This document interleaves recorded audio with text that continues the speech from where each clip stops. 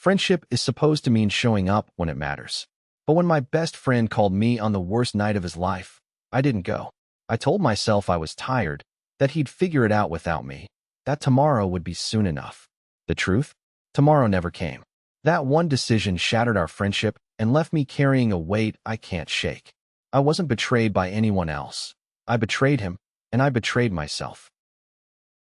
People like to talk about loyalty, how it's the foundation of friendship, how it's the one thing that separates a true friend from someone who's just passing through your life.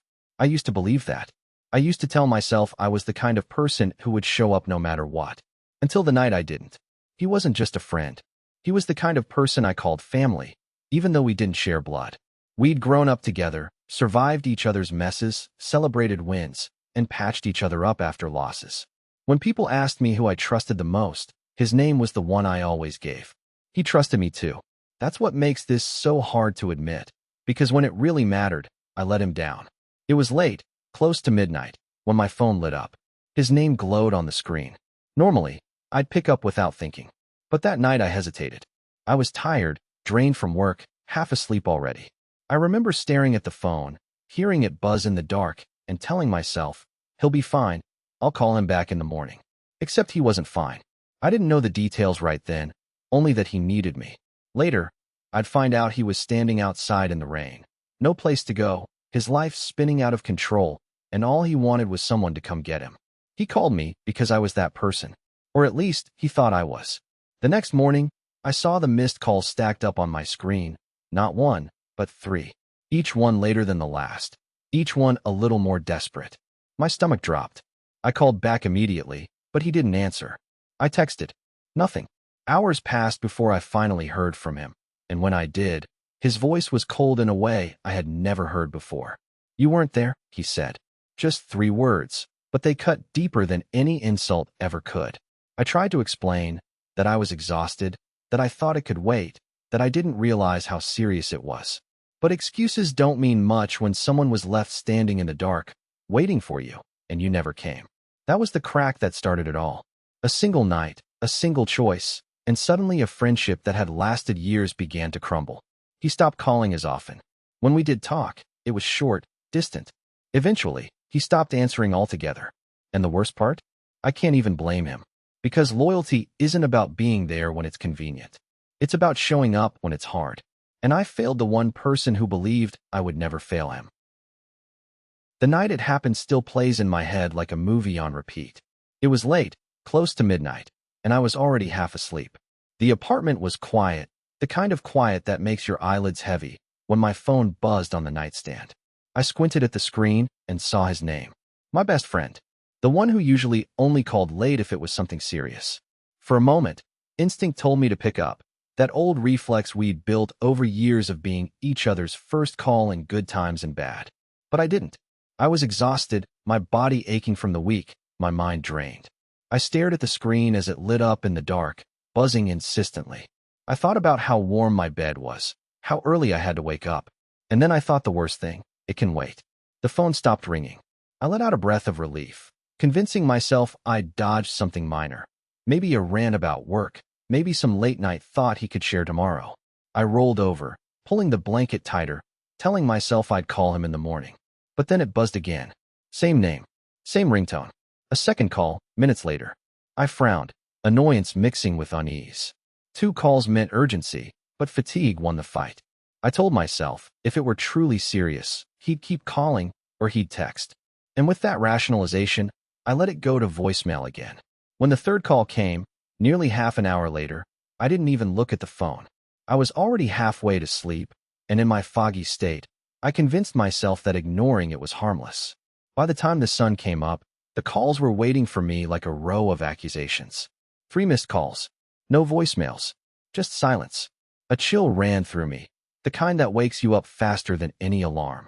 I dialed him back immediately, the phone pressed hard against my ear, praying he'd pick up, but it rang and rang until it clicked into silence. No answer.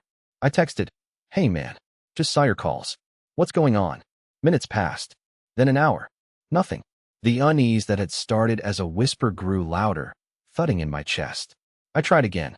Call, text, refresh. Each attempt went unanswered. Finally, In the late afternoon, he called me back. His voice was flat, almost unrecognizable. "You weren't there." That's all he said at first. 3 words, colder than any curse. I stumbled over excuses, that I was asleep, that I thought it could wait, that I didn't realize how serious it was. He listened in silence, and when I finished, all he said was, "Forget it," before hanging up. The line went dead, but his words didn't. They echoed, bouncing in my head, refusing to let me rest. And that was the moment I knew. Something had shifted between us, something I couldn't take back. One night, 3 missed calls, and the foundation of years of friendship had cracked. The next day dragged like a punishment. Every hour I checked my phone, waiting for a message that never came. Work felt like a blur. Emails, conversations, deadlines. None of it stuck, because in the back of my mind all I could hear was his voice from the night before. "You weren't there." By evening, I couldn't take it anymore. I drove to his place, rehearsing in my head what I'd say. I'd apologize, maybe make him laugh, remind him of the times he'd leaned on me before. I told myself it couldn't be that bad. We'd been through worse. But when I pulled up outside his apartment, the first thing I saw was the pile of trash bags near the curb, stuffed with clothes and belongings. My chest tightened. I climbed the stairs 2 at a time and knocked on his door. It wasn't him who answered. It was his landlord, a guy I barely knew. He looked me up and down, then sighed. "You his friend?" "He's not here. Packed a bag last night. Left in a hurry." I felt the ground tilt. "Where did he go?" The landlord shrugged. "No idea. Just said he was done. Something about not having anywhere to stay." My stomach dropped. In an instant, the missed calls made sense. He hadn't been drunk dialing. He hadn't been bored. He had been desperate, standing outside in the rain, homeless, maybe with nowhere to sleep, calling the one person he thought would show up. And I had rolled over and gone back to sleep. I stood there frozen, the hallway spinning. Memories flooded in. Him crashing on my couch after a breakup, me helping him move after his job fell apart, the countless times he'd shown up without hesitation when I needed him. And now, when it was my turn, I had failed. Hours later, I finally tracked him down. A mutual friend told me he'd been staying on someone's floor across town. I drove there, rehearsing apologies again, each one weaker than the last. When I walked in, he was sitting on the couch, staring at the floor. His clothes were damp, his eyes bloodshot. He didn't look up when I entered. I came as soon as I heard. I started, my voice shaking. "I didn't know." He cut me off, his tone sharp. "You didn't want to know." I tried again, fumbling. "I was tired, I thought." "You thought wrong," he snapped, finally meeting my eyes. His gaze was empty in a way that scared me more than anger would have. "I called you because you're the one person I thought I could count on. And you proved me wrong." The words landed like a hammer blow. I wanted to argue, to defend myself, but the truth was undeniable. He had been alone when he needed me most, and I had chosen my comfort over his crisis. That night, as I drove home, the weight settled in. This wasn't just a missed call. This was the fracture of trust, the undoing of years of friendship in a matter of hours. And for the first time, I realized I hadn't just let him down. I had redefined myself in his eyes, from the friend who always showed up to the friend who didn't. The days after that confrontation felt like walking through a storm with no shelter. I kept replaying the moment in my head. His voice, the flatness in his eyes, the way he said I had proved him wrong. It was more than disappointment. It was a verdict. I tried reaching out anyway. I sent texts, left voicemails, even dropped by the place where he was staying. Most of the time, I got silence. Once, he sent back a single reply, "Don't bother." Those 2 words said more than any long message could. The first real shock came when I saw him with our group of friends. We had always been a tight circle, bonded by years of shared chaos. But that night, when I walked into the bar, the energy shifted. Normally, he would have waved me over, cracked a joke, made space at the table. Instead, he didn't even look at me. The others tried to act normal, but I saw the tension in their faces. Conversations faltered when I joined in. One of them gave me a quick, pitying smile. The kind that says, "I know what happened, and I don't want to take sides, but..." Later, when he got up to leave, I followed him outside. The streetlights cast everything in a cold glow, and the air between us felt heavier than it should have. "Wait," I said, reaching out. "Can we talk?" He stopped, but didn't turn around. "Talk about what?" His tone was sharp, defensive. "About us. About what happened." Finally, he turned, and the look on his face was one I'll never forget. He wasn't furious. He wasn't shouting. He just looked tired. There's nothing to talk about. You weren't there when I needed you. That's it. That's the whole story. I scrambled for words. It was one night. I made a mistake, but I've been there 100 other times. And none of that mattered when it counted, he said, cutting me off. His eyes glistened, but his voice stayed steady. You think loyalty is about numbers? About tallying up all the times you showed up before? It's about the moment that defines everything. And when that moment came, you failed. The finality of his words hit harder than if he'd punched me. I wanted to protest, to argue that it wasn't fair to erase years of friendship over one night. But deep down, I knew he was right. Some moments weigh more than others, and the night he needed me most outweighed every time I had ever been there. He walked away, leaving me standing alone on the sidewalk, the city buzzing around me like nothing had happened. But for me, everything had. That was the moment it sank in fully. Our friendship wasn't cracked. It was broken, and the worst part was knowing that I had been the one to break it. After that night on the sidewalk, something inside me shifted. I told myself maybe he just needed space. That time would cool things down, and we'd find our way back. But as the weeks passed, the silence grew louder, and I started to see the cracks spreading into every corner of my life. It wasn't just about losing him. It was about losing who I was when I was with him. For years, he had been my anchor. The one who called me out when I was being stupid, who celebrated my wins louder than anyone, who made even the worst days bearable. Without him, everything felt heavier. Our group of friends became a battlefield I didn't know how to cross. Invitations grew fewer, and when they did come, the air was thick with unspoken tension. People were careful with their words, splitting their attention like divorced parents trying not to upset either side. Sometimes, I caught them looking at me with quiet judgment, as if they couldn't believe I had let something so basic slip. Work didn't offer much relief either. I found myself distracted, staring at my phone in meetings, half hoping for a message that never came. My performance slipped, and when my boss asked what was wrong, I couldn't bring myself to tell him the truth, that I had broken my best friend's trust and couldn't focus on anything else. How do you explain that your entire sense of self-worth is tied to a friendship you destroyed? Nights were the worst. I'd lie awake, scrolling through old photos, birthdays, road trips, stupid selfies we used to send each other. Each picture felt like a reminder of the person I had been and the person I no longer was. I used to be reliable. I used to be loyal. Now, I was the guy who didn't pick up the phone, the guy who failed when it counted. I started noticing small things I'd never paid attention to before. Seeing other people laughing with their friends felt like salt in the wound. Watching two guys at the gym spot each other on the bench press made me ache. Even overhearing coworkers talk about their weekend plans with their buddy stung, because it reminded me of what I had lost and how it was my fault. The guilt wasn't passive anymore. It became active, shaping how I saw myself and how I acted. I second-guessed every decision, worried that I'd let someone else down again. I overcompensated at work, volunteering for tasks I couldn't handle. I checked in with friends constantly, trying to prove I could be counted on. But deep down, I knew it wasn't about them. It was about him. And the more I thought about it, the clearer it became. It wasn't just a friendship I had lost. It was my reflection. I no longer recognized the person in the mirror. I had become the kind of man I used to pity, the one who preached loyalty but failed to live it. What I didn't realize then was that this was only the beginning. Because losing him wasn't just about absence.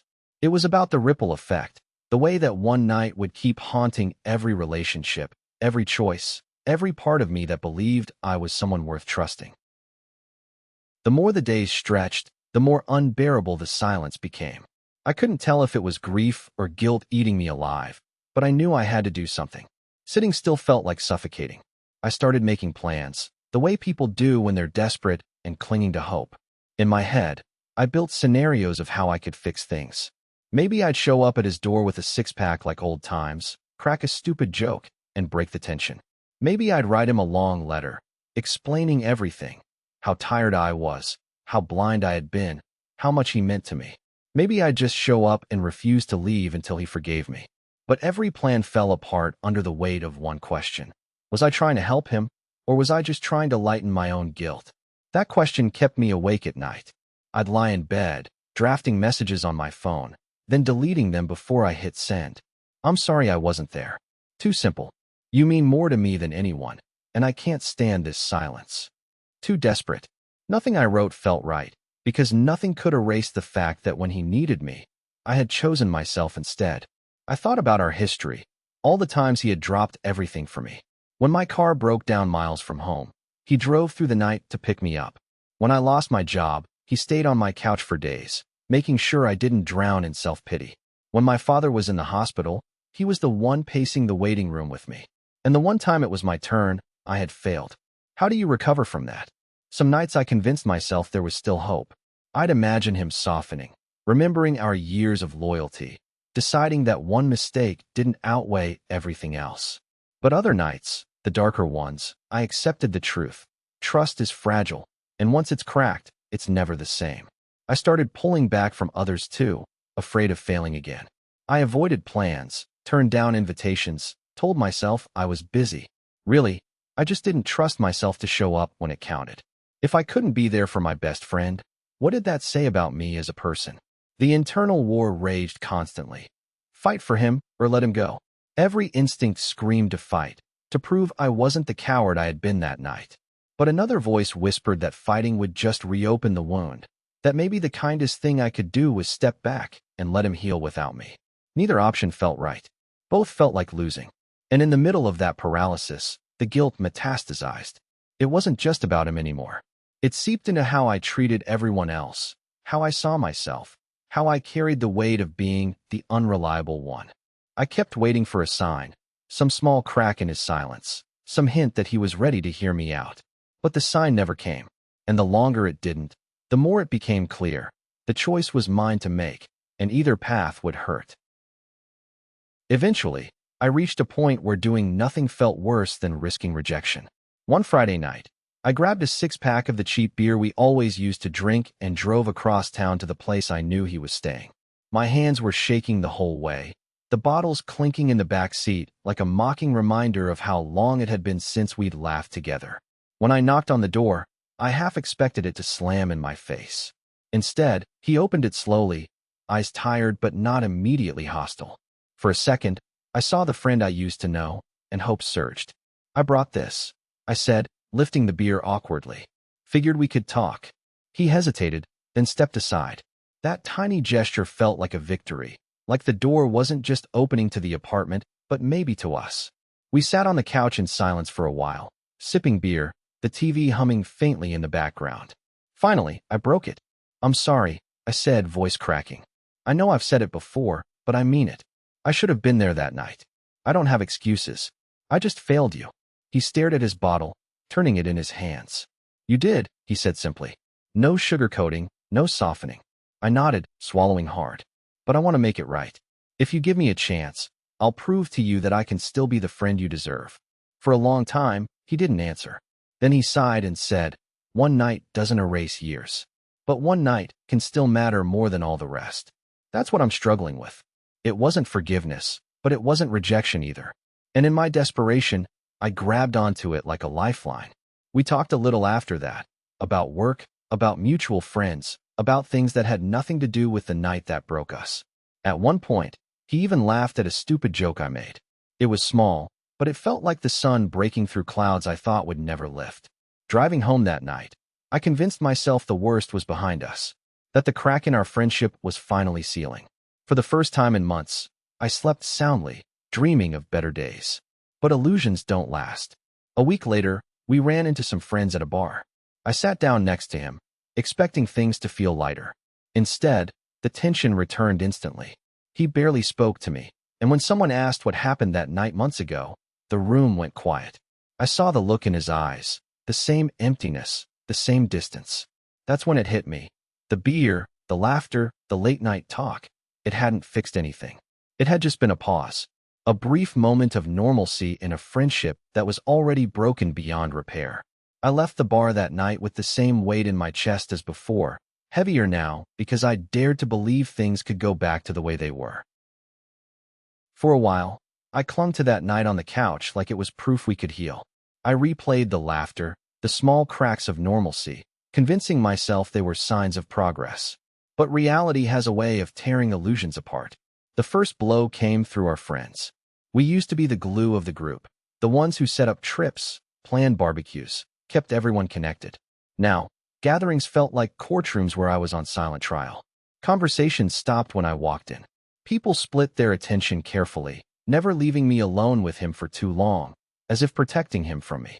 One night, I overheard someone whisper, "He wasn't there when it mattered." The words weren't even directed at me, but they landed like a punch. I wanted to scream, to explain, to defend myself. Instead, I sat in silence, swallowing the burn of shame. Then came the second blow, social media. I'd scroll through pictures of the group hanging out without me, captions full of inside jokes I used to understand. He was always in the center, smiling, laughing, alive. I was nowhere to be seen. My phone became a gallery of reminders that I was no longer part of the story.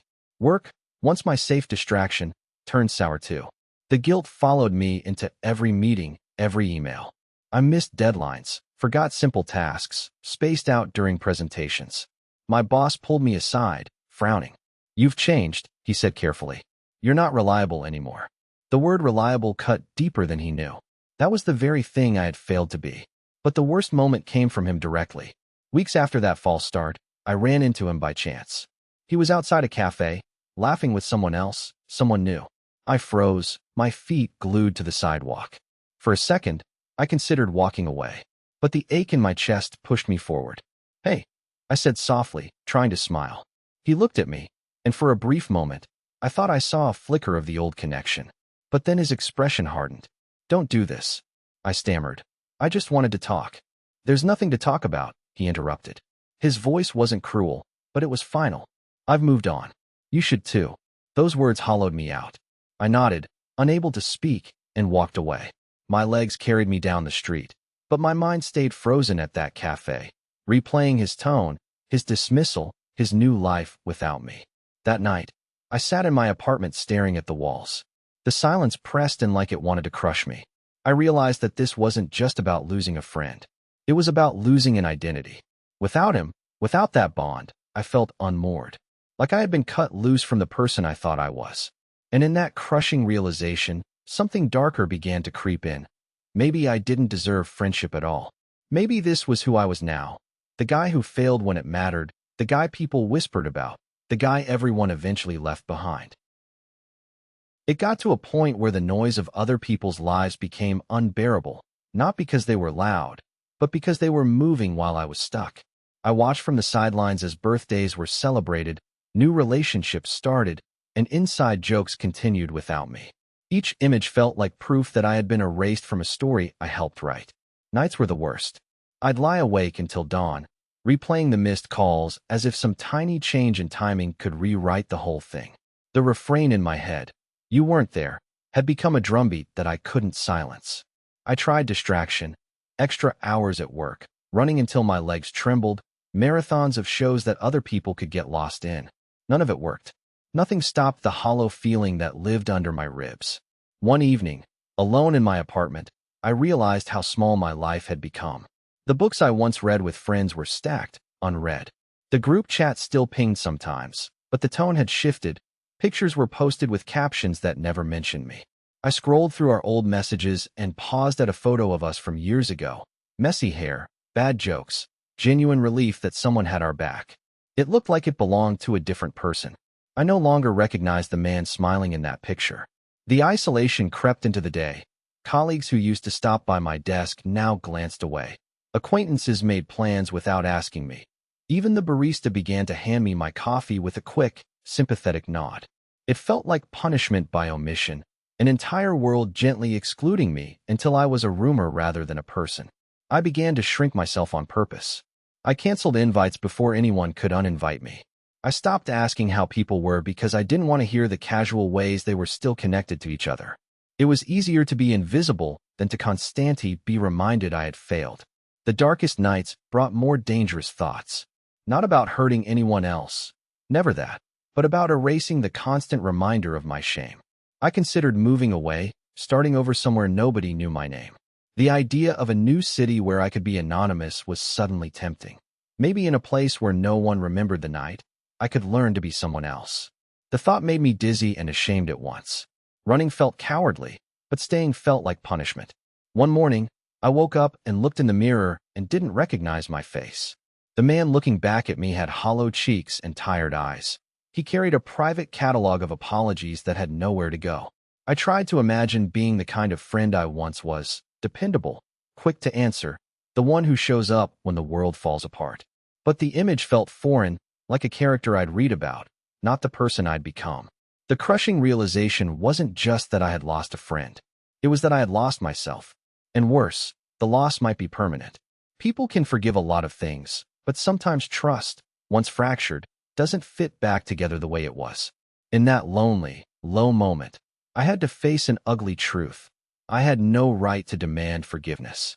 I couldn't force understanding or bargain for a second chance. All I had was the choice of what to do next: beg and risk being a nuisance, or accept the consequences and try, painfully and humbly, to rebuild a life that didn't revolve around the role I had flubbed. So I sat with the grief and the guilt, and for the first time, I stopped rehearsing lines to say to others. I started rehearsing the harder ones, the lessons I had to learn, the actions I might take to become someone who actually shows up. It was a small beginning, but it was honest. And maybe, in the end, honesty would be the only thing that could matter. It was months before I saw him again. Not a planned meeting, not an apology tour, just life cornering me. A mutual friend got married, and we both showed up because some bonds are bigger than two people's grudge. The moment I spotted him across the reception hall, my stomach turned. He looked good, better even, like the weight of the past had slid off his shoulders. He was laughing, surrounded by people, exactly the way I remembered him at his best. I thought about avoiding him, slipping out quietly before the speeches. But when his eyes landed on me, there was no escape. He walked over slowly, not with anger, but with a calmness that felt heavier than rage. "Hey," he said flatly. "Hey," I echoed, voice cracking. We stood in silence for a beat too long. Finally, I forced the words out. "I know I don't deserve to ask, but I need to say it again. I'm sorry. I should have picked up. I should have been there. I will never stop regretting that night." He studied me, arms crossed, expression unreadable. For a second, I thought he might walk away without a word. But then he said, "You know what hurt the most? It wasn't that you didn't answer. It's that you didn't even try to follow up until it was too late. That told me I couldn't count on you. And once you lose that, what's left?" I nodded, fighting the lump in my throat. "You're right. And I can't undo it. I just needed you to know I own it. I won't pretend it was anything but my failure." He sighed, rubbing the back of his neck. "I'm not angry anymore. But I can't go back, either. Some things just don't reset." It wasn't forgiveness. It wasn't friendship restored. But it was clarity, the final nail that ended months of false hope. I forced a smile. "I get it. I wish it were different, but I get it." We shook hands, stiff and distant, before he walked away to rejoin the group. I stayed behind, glass in hand, realizing that sometimes closure isn't reconciliation. Sometimes it's just accepting that you burned the bridge and learning to live on your side of the river. After that wedding, I stopped chasing ghosts. I deleted the unsent drafts of messages, the half-written letters, the mental rehearsals of what I'd say if he answered the phone. He had moved on. And now, finally, I had to. But moving on didn't mean forgetting. The lesson carved itself deep. Loyalty isn't about showing up when it's easy. It's about answering when you're tired, when it's inconvenient, when you'd rather roll over and sleep. Because those are the moments that define you. I started small, picking up calls from people I barely knew, just in case. Showing up early instead of late. Following through on promises, no matter how trivial. It wasn't redemption, not really. But it was practice. Practice in becoming the man I wished I had been that night. Sometimes I still scroll through old photos, and the ache sharpens. I see the two of us grinning like idiots, arms slung around each other, and I wonder if he ever does the same. Probably not. He has new friends now, new memories that don't include me. That's the cost of failure. You don't just lose someone. You lose the version of yourself that only existed in their eyes. But even in that loss, I found a kind of clarity. The mistake won't leave me, and maybe it shouldn't. Maybe carrying it is the only way to make sure I never repeat it. So when my phone rings now, I answer. No matter the time, no matter how small the request. Because once, I didn't, and I've been living with the consequences ever since. I wasn't betrayed. I was the betrayer. And that truth will follow me, quietly but permanently, for the rest of my life.